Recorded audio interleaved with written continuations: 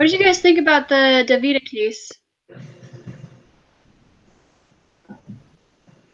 Oh wait, what are we talking about first? Oh, the Intuit, I guess.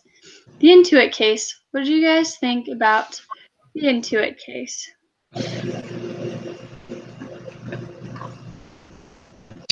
I thought it was pretty interesting finding out that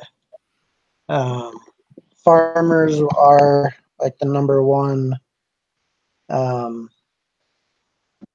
guess, job in India. So I thought it was a good start for the project. What was it, like Agrinova? Yep. I thought it was a good start for them going for what would help, the majority of India, with going for the farmers. I just thought it'd be kind of hard to pull that project off completely, helping out the farmers, because of how much the agents have kind of pull on the farmers. Yeah, I agree. I mean, it's a big industry. It's a good industry for them to try to get into, but I think the agents have too much power. They're not going to want somebody coming in and lowering. I mean, yeah, it could potentially bring them more business, but it won't. They don't want to give up the high profits that they're already taking from the farmers and the wholesalers. So I really don't think it's a good. I don't think their idea is a good idea, just because it's because of the ease of entry is not there. It'd be super hard to change the ways that they're doing business right now. Especially since it's like the whole country is based on that business. Then it'd be something really hard for them to change. Yeah, and it seems like they've been doing that for a long time, that way of doing business. Yeah, like they've got generations of this cemented in their history, and it's hard for them to change that. Yeah.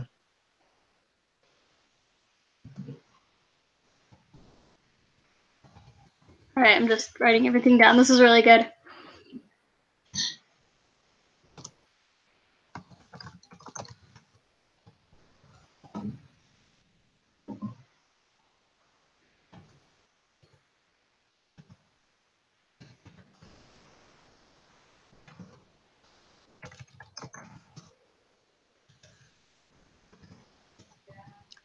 I think the biggest problem that they face with that, as well, is really getting the agents on board, because, like you said, they like to be able to pocket that extra money, really, without the farmers knowing about it. I think also, in order for it to be, like, we're talking about a large scale profitable business, but in order for it to be, like, they'd have to have a lot of people on board, in order for this to actually become profitable. Like, they'd be losing a ton, because when they first start out, they're not going to have a bunch of farmers that are like, okay, yeah, I'm going to pay you to do this, because they don't have a way to show that this is going to save you money, until they have, like, they don't have established connections. Yeah, I think that's what I'm just trying to say, is there's no established connections, so they're not going to have a quick adaptation of the product, or adaptation what's the word I'm trying to say. I like how you said that, because the agribusiness or the agriculture industry in India is largely based on relationships. That was one of the things that they emphasized in the case. The relationships between the farmers and the agents and the wholesalers, that was critical. And also, like you guys said, they've been doing it for generations, and so they have their established agents, and the people that they go to. And some of these people, some of the agents, the farmers owe money to, because the agents would lend them micro loans to farm, and ended up just not being profitable for the farmers in anyway. But yeah, you're right about the established connections.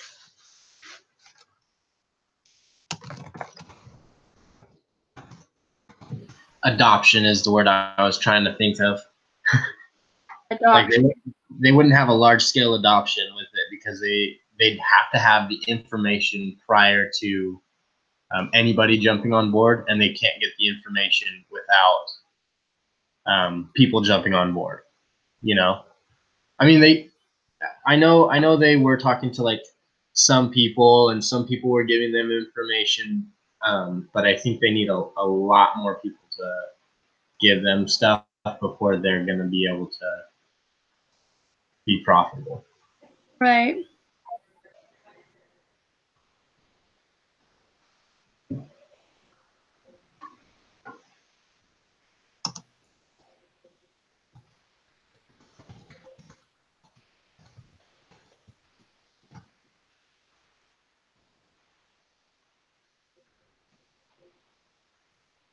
Does it tell us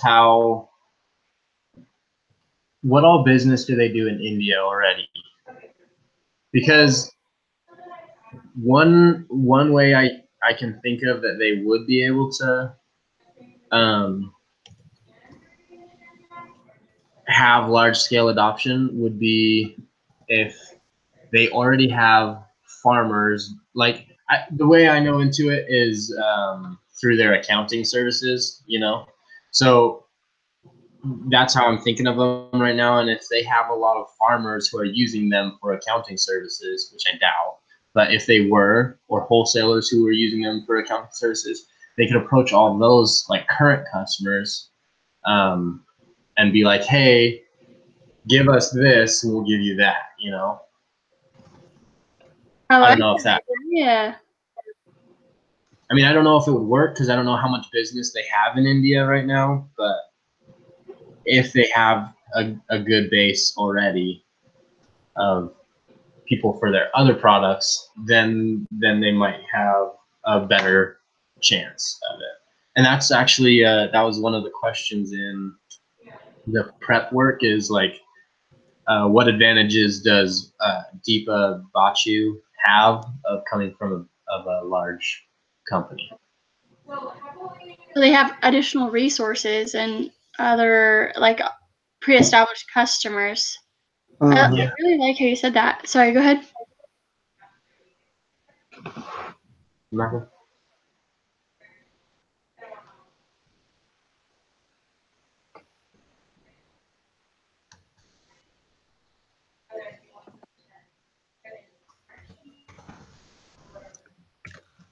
Oh, I also do a lot of my studying and thinking while we're in our meeting. So like half of what I've said, I thought of on the, like, as we've been talking. Well, hey, I think it's great.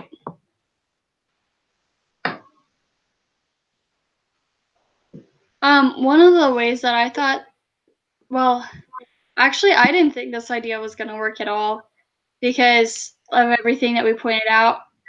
But then also because of the profit formula, there's competitors that are offering similar services for free. And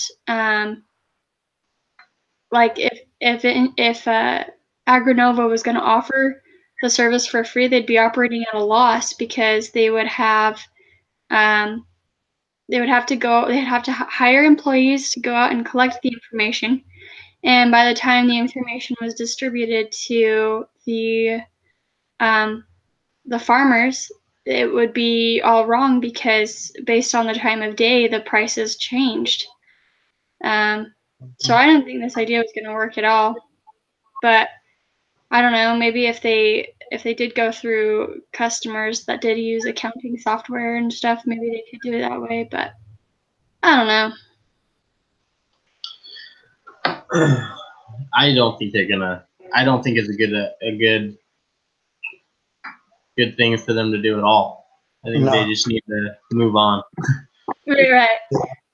What is it? Perish? That idea of profit or perish? See if we can find that one. Yeah. Okay.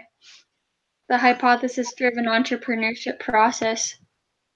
They had a vision, and they were testing their falsifiable hypothesis with the MVP.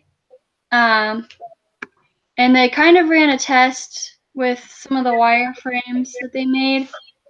And they should have either pivoted or perished. I think they should have perished. So, anyway. Yeah. I agree. Okay. Cool. Do you guys want to, like, if you have any more ideas that you wrote down in your case prep, do you guys want to copy and paste them here, and then I can go through and make them cohesive and comprehensive? I can check, but I honestly don't think I've got much more than what we've said. Okay. Sounds good. Okay, so welcome, Tisha. Oh, hello.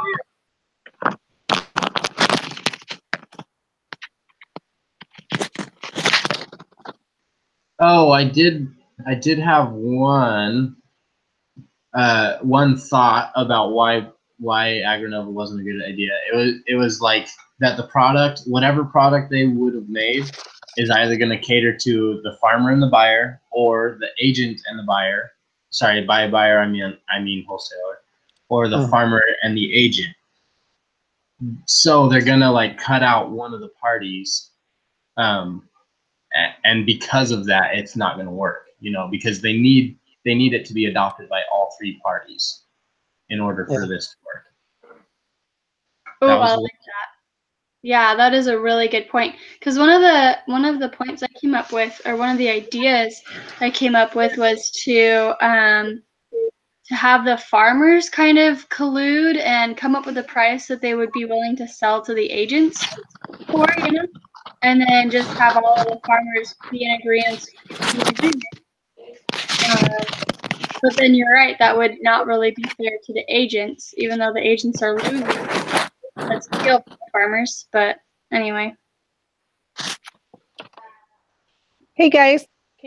Hey. Okay. Sorry, I have it on my computer today. So sorry I was late. You're good. It's all good. Intuit, that whole thing with the farmers, that just made me upset.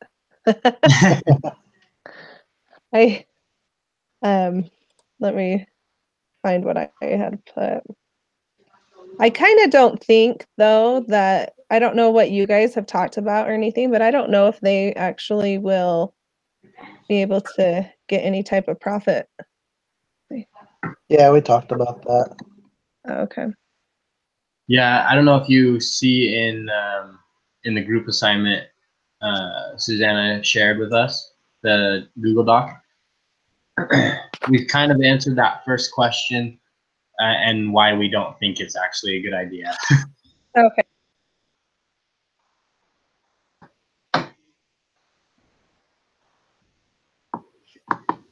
Okay.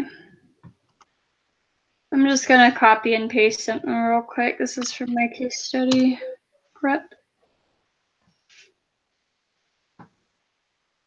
Oh my goodness. All right.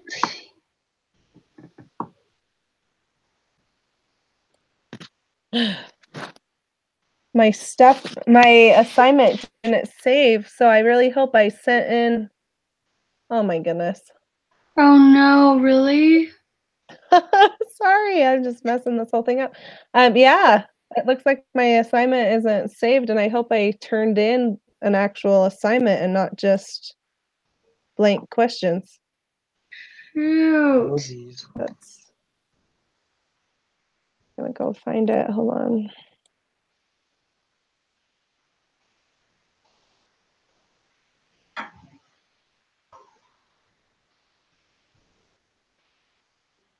Okay. Hey, Tisha, while you're doing that, do you mind if we go on to the next Yep, question? go ahead. Okay. So, with our the hypothesis, what is a hypothesis? What should the hypothesis be? Words, goodness. What is the hypothesis for this venture? Are we just writing a hypothesis based on what Intuit did? Yeah. Wait, yeah. So we need to identify the risks for this venture and which assumption that the team should test. So at the end of the case, they identified like 6 risks. And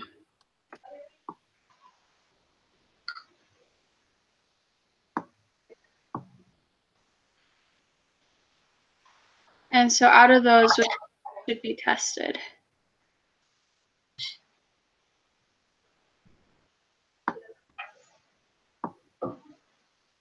I think maybe the hypothesis should have something to do with Intuit believing they can bring more transparency to the agricultural market by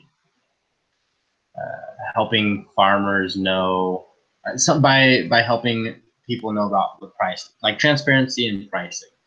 Right. But I don't know how to put that into a statement. Okay, so I kind of have something along those lines. So I thought that the first risk that they should test was the assumption that the agents would be willing to provide fair price information. Yeah. So how do we turn that into a hypothesis? Is that kind of what you're talking about, though? Yeah. Okay. And I think that would be the biggest risk because the agents have the most control. Uh-huh. And so I think the risk is them not giving up that control. So maybe our hypothesis is that the agents have control over the pricing. Well, I don't know, because we need to have them share it somehow in this assumption. Well, and they also have, hold on, they have,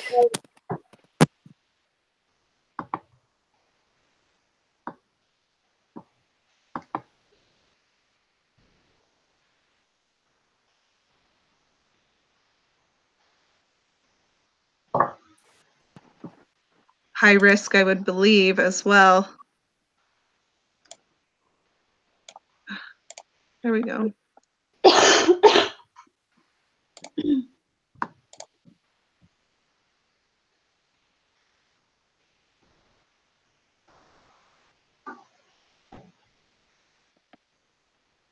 But I do, and I also think at one point these middlemen are going to hop out and stop giving the info like you were saying.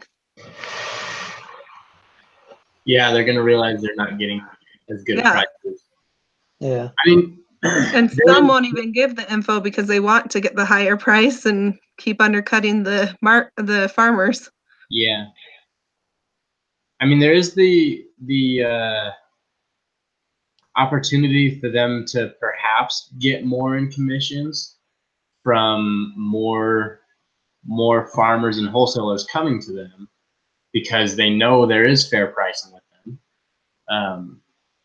But I don't think that enough of the agents are going to recognize that opportunity for it to actually. So.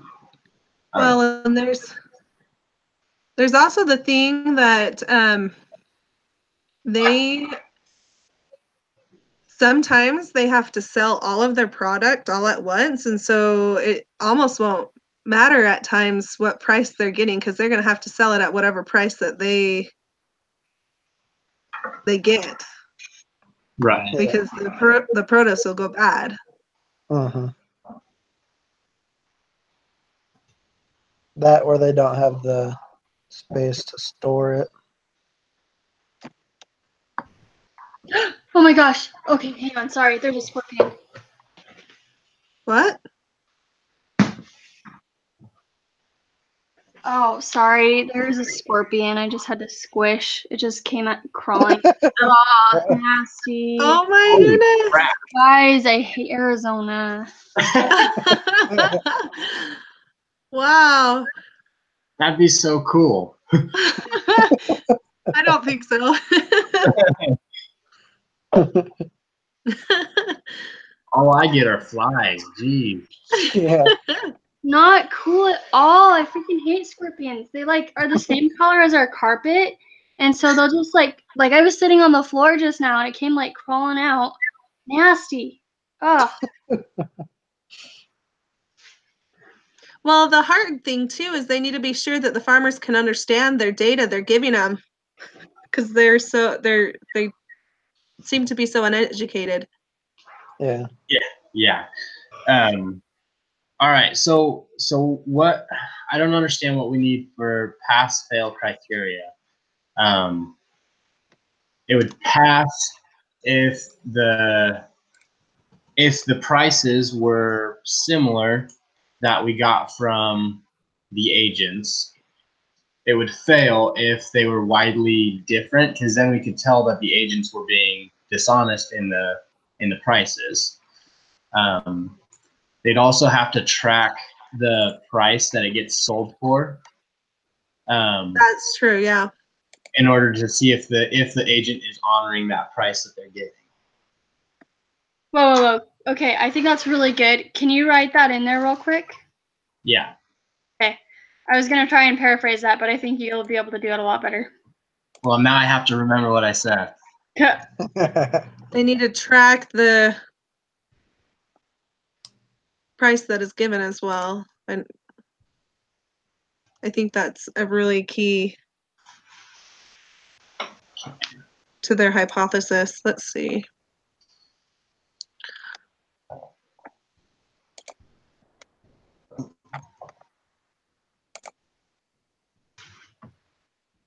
How would I phrase that? Agronova passes. Agronova. Say that again. I'm just trying to figure out how to say it in the thing. I have no idea.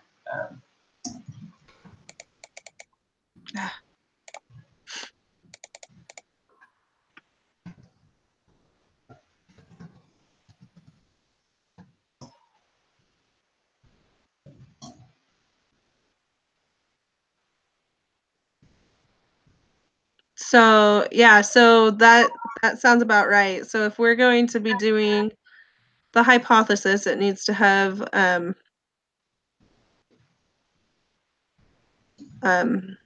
let's see, viable product, smallest set of features and or activities needed to test the hypothesis. And by getting feedback and knowing what price they actually got for their produce, I think will help test that. Let's see.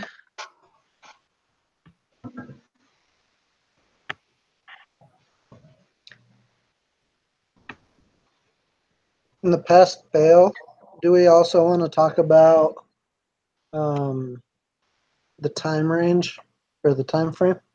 Ooh, yeah. Yeah. I don't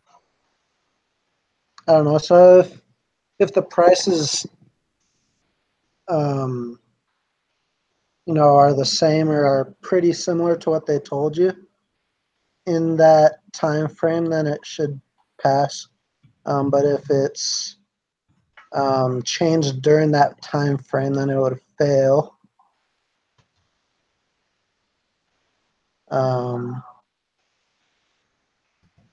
Yeah. Did you guys wonder if the farmers would pay for the service? Yeah, with how much they're paying out? Yeah, that was one thing we questioned. I don't remember if we wrote about it.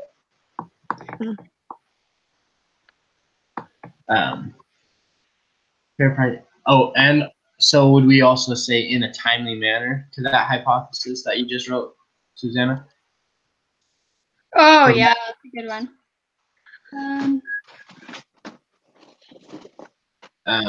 Just so we can incorporate what Ross was saying. I'm trying to figure out how to put that into the pass fail as well. Since passes. Well, I mean, if you're not getting the right prices, then then it's not going to work. If prices are specified.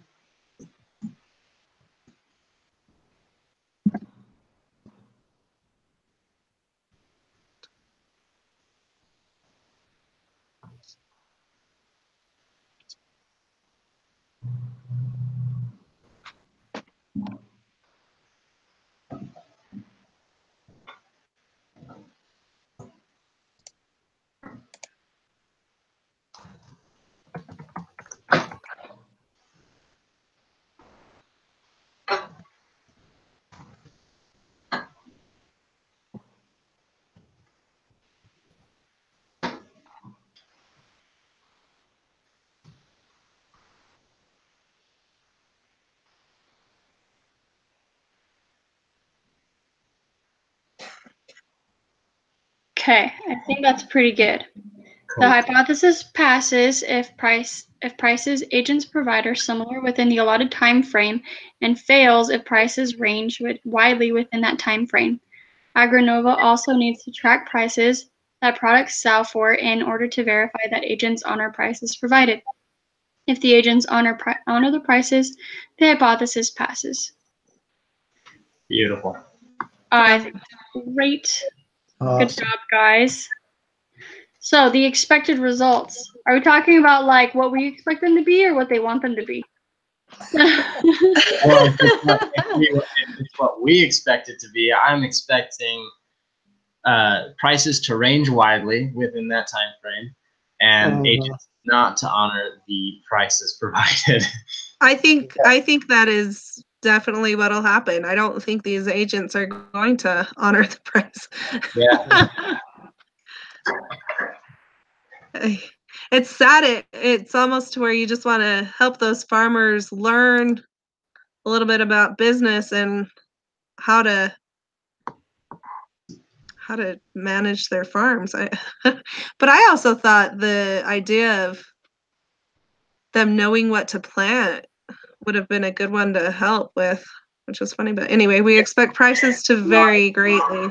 I think you're right, Keisha. I think that's something that they should have tried to suss out better. I mean, because their main problem with that idea was that there was like the farmers couldn't understand. The farmers just didn't have the right. I don't want to say level of education. They just didn't understand enough to be able to adopt that idea either. But I think if they worked on it a little bit, that could actually be something that would be more profitable than this idea that they were trying to go after even more. You know? Yeah, I think so too.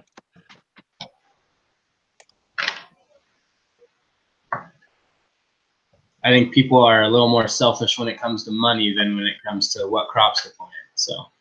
Yeah. Especially when they're in charge of what they're going to be making. Yeah.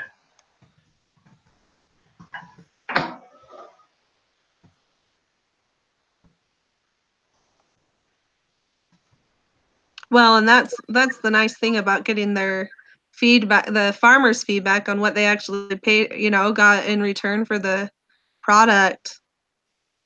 That definitely helps give you or let you know whether or not the agents are being honest at all.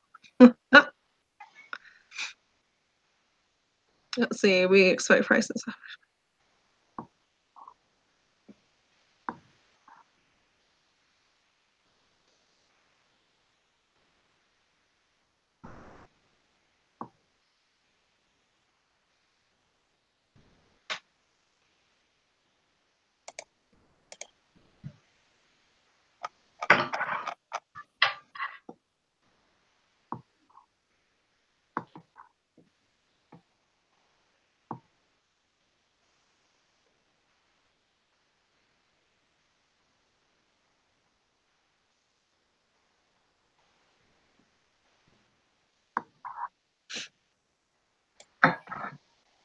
Yeah, I felt like Agronova was trying to control,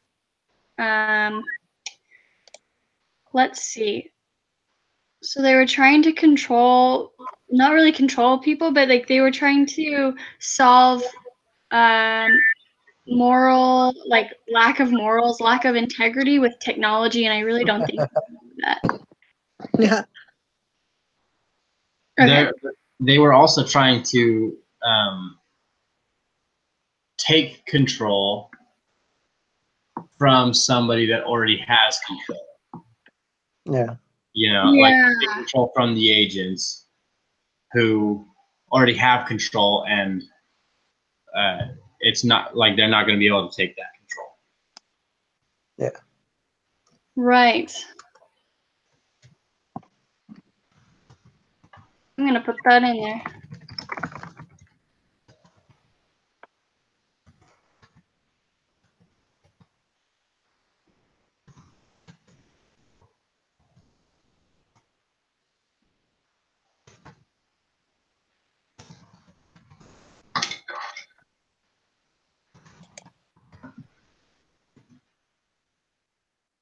Thanks.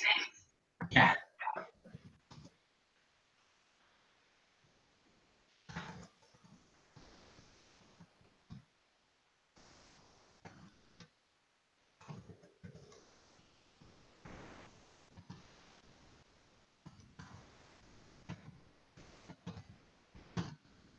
All right.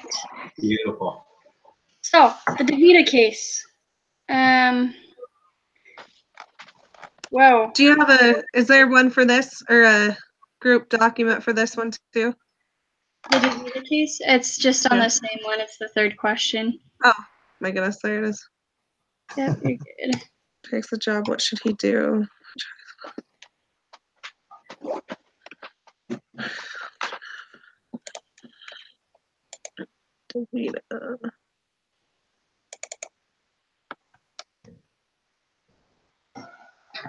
Kind of hard, like switching between the two cases. My goodness. Yeah. It's so hard, right? To like readjust your brain. Like, wait a second. What's going on? All right. Paladina. What?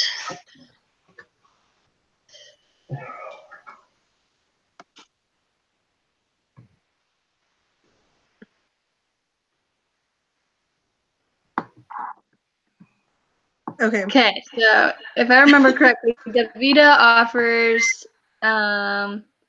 like patients with renal failure or something like that. They offer them treatment and like clinics, and then Right, but wouldn't he be over the Paladina portion or no? So assuming Golem takes the job, what should he do? Which hypotheses need to be tested? What should he do to test them? I'm trying to remember what the case is about, honestly. So it talked a lot about, I know this one was hard for me too, because I don't know, insurance stuff, whatever. But it goes on into insurance for Paladina. And they do like not a pharmacy, a like from what I understand, it is a,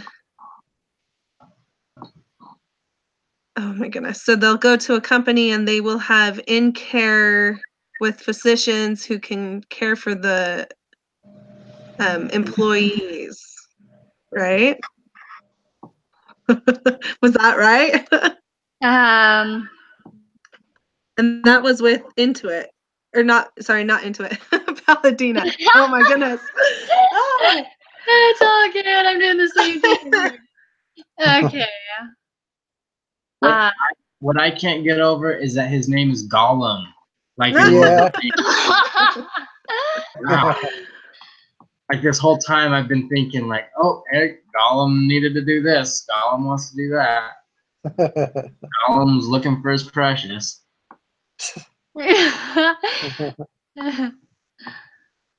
So Davida just bought up a bunch of different places and grew, and that's kind of what's going on. And they're right? All right. Okay. All right. Now I'm remembering. So Paladina, they had 8,000 patients. But in order to be profitable, Paladina needed 22,000 patients. So they were operating at a loss right now, I believe, because they needed at least 6 patients per physician. But they only had 214.24 patients per physician, assuming 1 physician per clinic. So they needed to have 0.03% market penetration instead of their 0.01% at present. And they needed to be treated like a startup, I believe, instead of a already funded. Huh?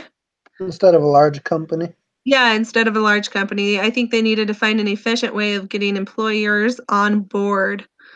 And that's where your numbers come in right there, is that they needed to get their numbers up. Right. But I think that's where they have a hard time, is like, I mean, if you think about it, if you have a family doctor you go see, you're going to just continue seeing them unless there is some special reason why you decide to, to go to this other doctor. And there's got to be a special reason. What? Are you talking about how they need to get customers? Well, both. So they need they need the employers to let them into their, yeah. And then they can get their employees of the employers to get into the system. Okay, cool. Sorry. Because I thought you were saying that they needed to get like directly to consumers. That was my bad. No, you're good.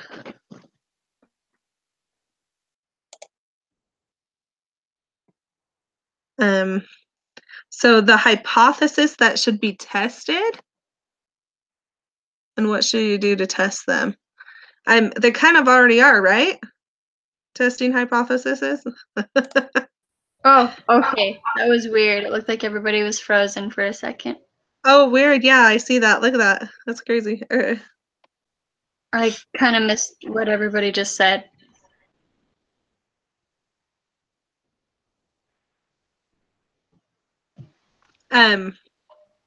So I was just saying how they, you were right, how they needed to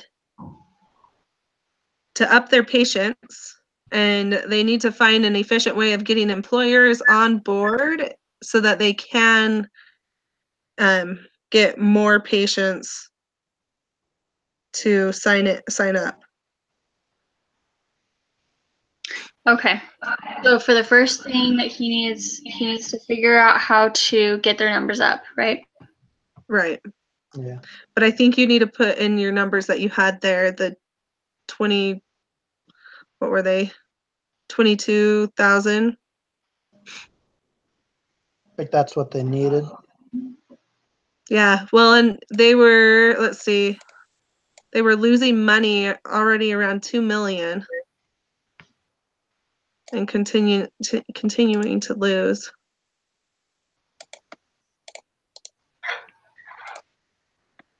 Oops. Also, you don't have to leave that in there. I'm just throwing it in. Let's see.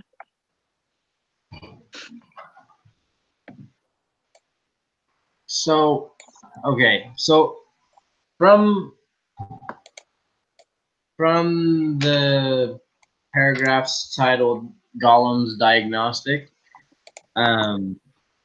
it's saying that they have a choice but we have a choice to make if I take this job. Should we go for rapid expansion, perhaps by trying to sell the model to large health insurers, or should we demonstrate that we can make the current business profitable by targeting smaller employees, reaching 800 patients per physician, while still delivering a DaVita level of care and service excellence? Where are you reading that at? What page?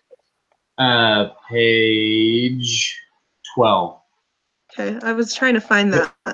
Right before all the exhibits. So I personally think that if Gollum takes the job, he should go for a slower growth, demonstrate that they can make their current business profitable. Otherwise, like, it's just gonna shut down too soon, you know. And work on their goal of 800 patients per physician while still delivering a good customer care and stuff. I agree.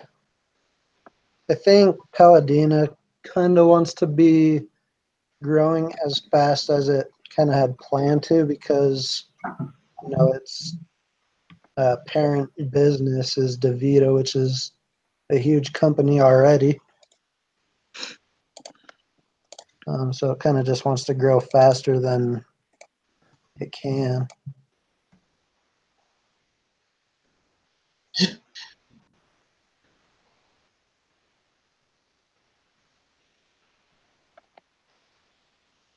So,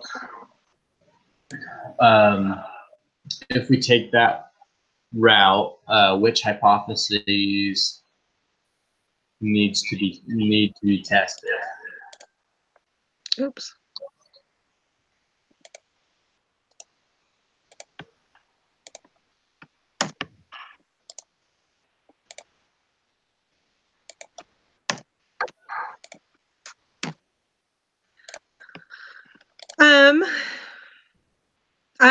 So that was another thing. I thought they needed to reduce the size of the enrollment form, so it'd take a few minutes, because it said that it was taking like an hour.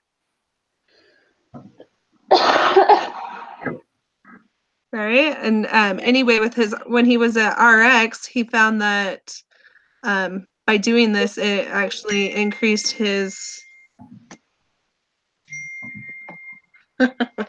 it increased their let's see.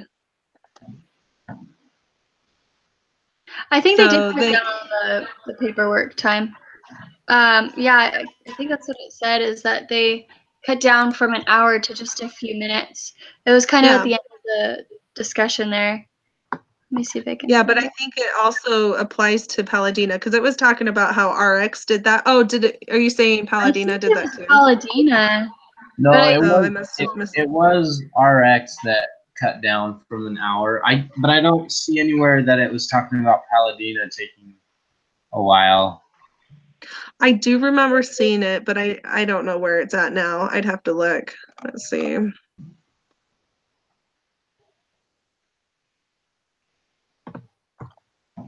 Computer's slowing down. I might my computer might shut down on me, just so you guys know. Okay.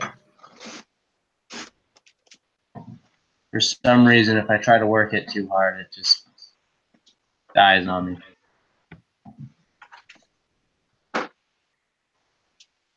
Oh, you're right. It was RX. Yeah, it took it down from an 8-page document to a 1-page document. It can be finished in a few minutes. Tisha, what you might have been looking at was, so for Paladina, it says, furthermore, the team found that a significant amount of physicians' time was spent on insurance-related paperwork instead of with patients. Yeah, that's probably what I was talking about, maybe, if that's what it is. Yeah. So they need to cut down on that insurance time. Let's see. I think one thing that they did mention was a problem is that that clients weren't actually using Paladina. They were like, Yeah. even though they had that coverage, they would go to someone else. What was that?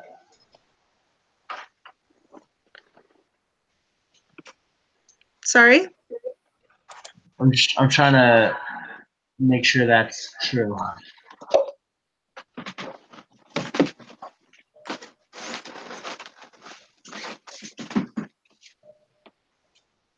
Yeah.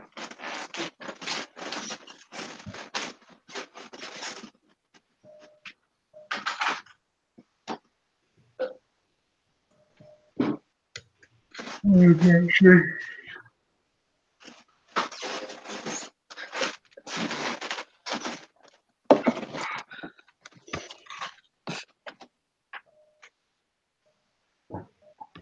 Okay, so I think for the the assumptions that need to be tested, the hypotheses that need to be tested, should be that the at-risk patients receive medically recommended screenings and care. The engagement metric, I don't know, just the 3 things listed on page 8. Because if they can do those things, I think that they will be successful. What do you guys think?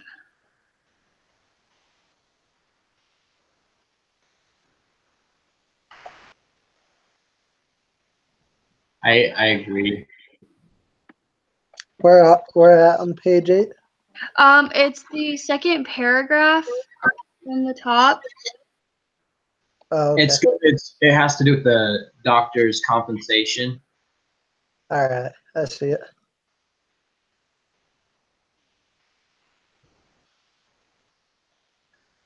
Okay.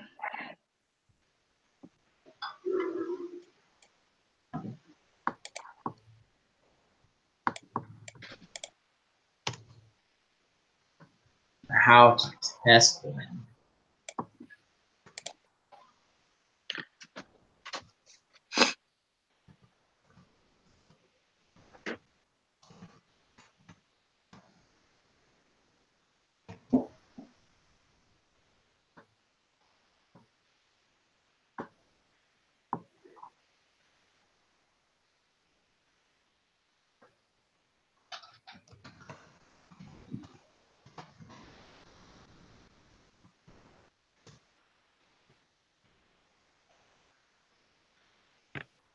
Yeah, I don't know. Maybe one of the ways that they could test these 3 parts is kind of giving out a survey to fill out after an appointment. I like a simple one. Yeah. Let's see.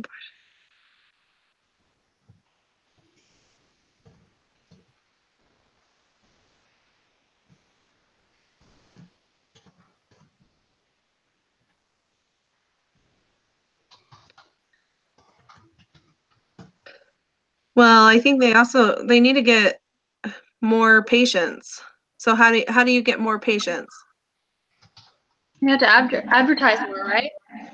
And also, they have to go to more self-insured employers and convince them that Paladino is going to save on healthcare costs. They need a better sales team. A marketing team? Yeah, what was that other case study where someone said like sales was the most important. You know, sales is the backbone. Was that was that our midterm? Maybe not. I don't remember. But I remember what one you're talking about. I think it might have been. I think it was one of the case studies where like the guy didn't mind going and knocking on doors to get some business because he knew sales was the most important.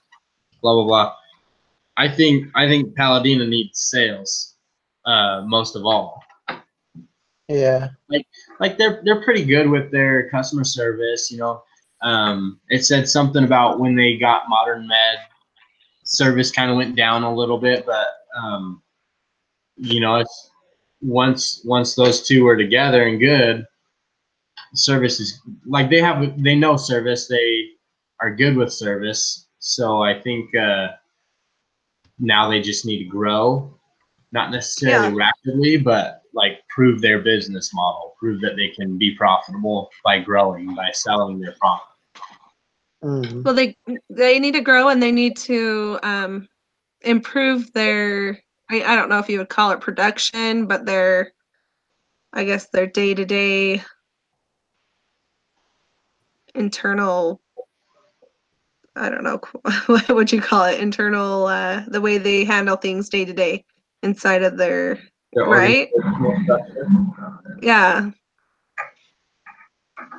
Or organizational efficiency. Yeah, the way their physicians are being efficient. But here, and that's the other thing is that physicians don't feel anything toward the DaVita group. They just kind of are doing their own thing. They like the thought of being able to do their own thing. So I think that's probably a hard thing as well as employers if your physicians are thinking that they know it all. If I even got the right context on that. Well, I think the idea is that it's okay that they're not part of Paladina. I mean, not part of DaVita, because they are kind of trying to be their separate thing. So I think it's okay that the physicians don't care that they are close to DaVita, but I think the physicians need more patience. You know, I don't know what I'm trying to say now. But I know Paladina was kind of like they were different from DaVita, and that was something that they wanted. I mean, they are in the last few paragraphs of the case study, they are confused as to like the very last sentence. We were unique, but we had the same DaVita flavor, even though it was a very different business. Colin said Paladina started from a positioning of being too different, but perhaps Paladina was too different. You know, so I don't know. I think their difference is okay. Yeah. I don't have evidence to back that. Well, and I was thinking that, you know, these small startup companies that come out, I kind of think that it helps them a little bit to have a little bit of a bigger name to go with them too, where they know that, oh, I don't know. Do you know what I mean? Like I feel like if someone sees, you know, Nike or something on it, they're like, oh, I know that brand. Yeah, having a bigger company endorse what you're doing can bring in more customers too. Yeah, oh, they're established, but yet these guys really aren't because they're just they're a startup company, you know. Of course, that also has its fallbacks of being, but I don't know. Maybe we're getting off topic. What are we trying to figure out? Yeah, we are. The first hypothesis. I think the first hypothesis needs to be that they can reach goal of 800 patients per physician, and they can do this by filling another clinic besides the Tacoma clinic with patients. Yeah. Cool. I like it. And I think the results we accept as good enough would be 800 patients per physician. Yeah. And then how does he test it? Get a better sales team. No, I don't know. No, he could. Maybe he could do surveys and see who, if somebody was offered this price, would they go for it? You know.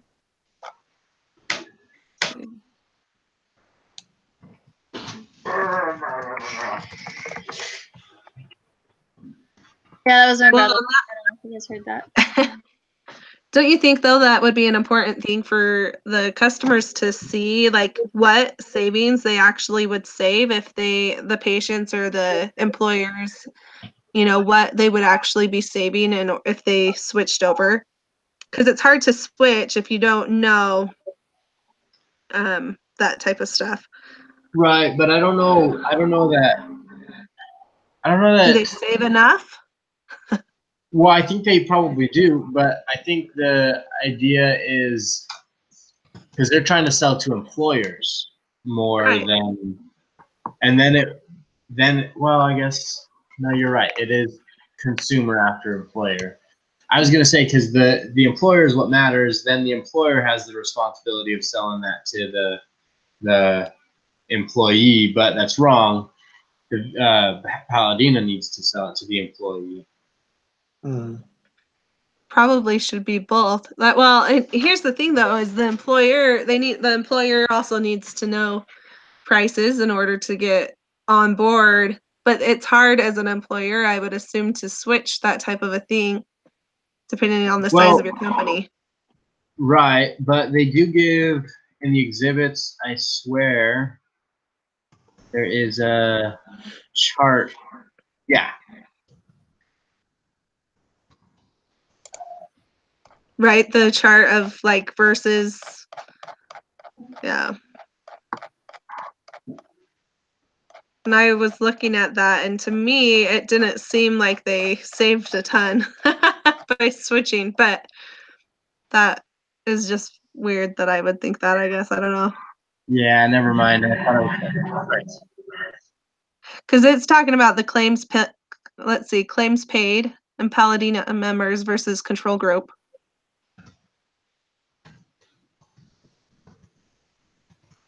That's the one you're talking about, Exhibit 17B.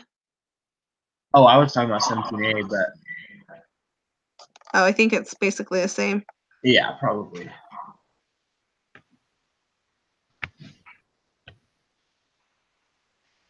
I don't know. I don't know what we're doing. Okay, so the second assumption, or the second hypothesis, is that Paladina actually saves employers 12% per person by using their plan. And so we need a way to test that. Well, they'll have to test at the clinics that they already have. Is that what you're talking about? Yeah, I think so. Yeah, they'll have to. I would say they should choose a couple clinics and a couple of A simple random sample. yeah. I like it. No, I agree. They should literally test it on just a few of them, randomly selected, and see if it works. Well, and that maybe could be something they could offer is, we'll give you this price. What were you paying previously? Here is this. So what are you saving if you use ours? I don't know. Yeah. Right, that's exactly what we're saying. So Gollum should take a simple random sample of patients from existing clinics and compare the healthcare costs from previous plans to the healthcare costs of the Paladina plan. Yeah. Yeah. And then what results would you accept as good enough? I think what they promised. Exhibit 12% total Yeah. savings. Yep, I think so too.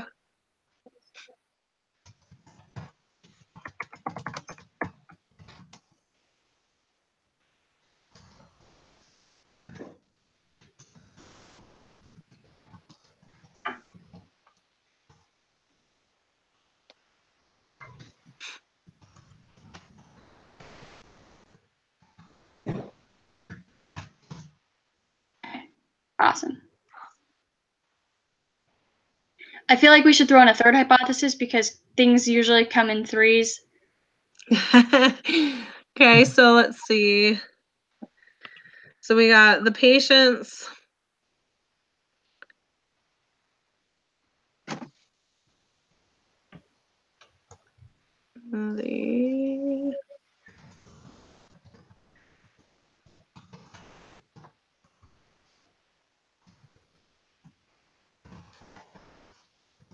Oh, that they saved 12%, and then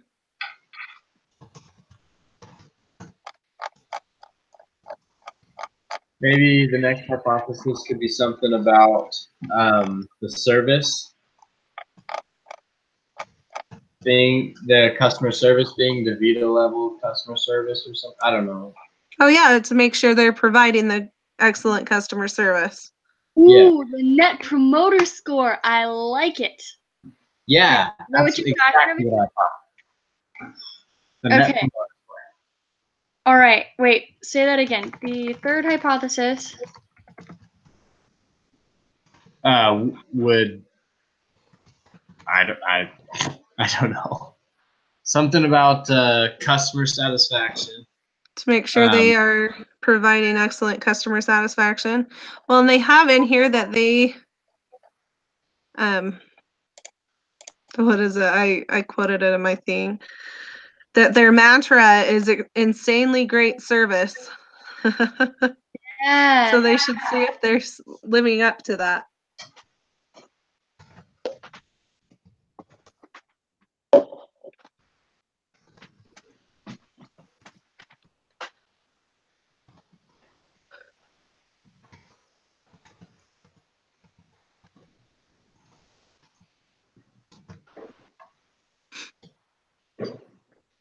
Page 7. Oh, Yeah. thank you. Yeah. Very last paragraph.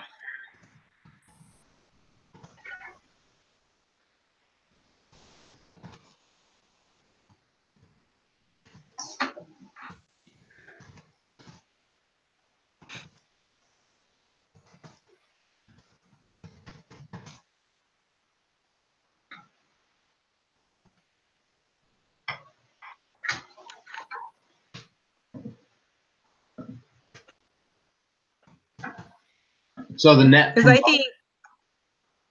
Go ahead. I was gonna ask the net promoter score. Oh, I guess they're already measuring that. I was gonna say like, how do they get the net promoter score? But I guess it doesn't actually matter because they are actually gonna be doing that already. So. Well, and if they have excellent customer service, they can gain more patients. Oh yeah. Which kind of helps out with our, because people will go somewhere just because of their service. Yeah. Cool. So how do we test that and make sure it's working? Make sure what's working. Excellent customer service. The net promoter score. Susanna's okay. writing. Susanna's writing it in there right now. Oh, I see. Oh, there it is. Yeah. They could also throw in secret shoppers to test that. Secret shoppers. You know, I like that idea. I just don't want to write it all out because that would make paragraphs more. But you're more than welcome to. Personally, That's funny. Awesome. right. This is looking real good, you guys. I think so too. I think those are good right there. Yeah. Yep, they look Pen good. paper right here. Yep, I think so. Do you guys find it a little difficult to do 2 cases in a week? I do. Always. Yeah. I do too. Okay. I don't know about this paragraph here though. Can I just read it out loud for kicks and giggles? Go for it. Unless you guys want to just read it. and tell me what you think. It just is. It answers the question what he should do if he takes the job. Okay, I'm just gonna read it out loud. So, assuming Gollum takes the job, Gollum should focus on internal metrics and measures. First, Paladina's culture was a bit adversarial after the acquisition of Modern Med, and the quality of service went down. Gollum needs to focus on improving the culture and service before scaling. Improving the culture will decrease costs because employee turnover rate will decrease. Happier employees will offer higher quality service to customers. As quality of service improves, customer satisfaction will improve, and so will the NPS. Also, the case mentions that executives were challenged to instill a focus on high-quality customer service in teammates in Paladina. To do this would take time, as many of the teammates would be participating in DeVita's academy. Second, DeVita was attempting to implement complex tech systems that the fledgling company wasn't ready for. Because they were being forced to do this, Paladina should focus on getting used to the technology first rather than trying to rapidly expand without a solid foundation in technology. Becoming proficient in the technology would improve the flow of operations, increase employee efficiency, and decrease the time it takes to serve patients, and thus cut the cost of operations and improve patient satisfaction. Third, Gollum should focus on becoming profitable through acquisition of at least 800 patients per physician before rapidly expanding. Becoming profitable will prove the Paladina concept. During this process, kinks in the operations, technology, and go-to-market plan could be worked through, further increasing customer satisfaction, boosting revenues, and ultimately increasing the bottom line.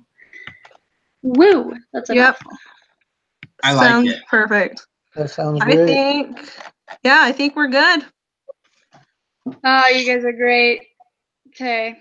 Sorry I was late again. It's okay.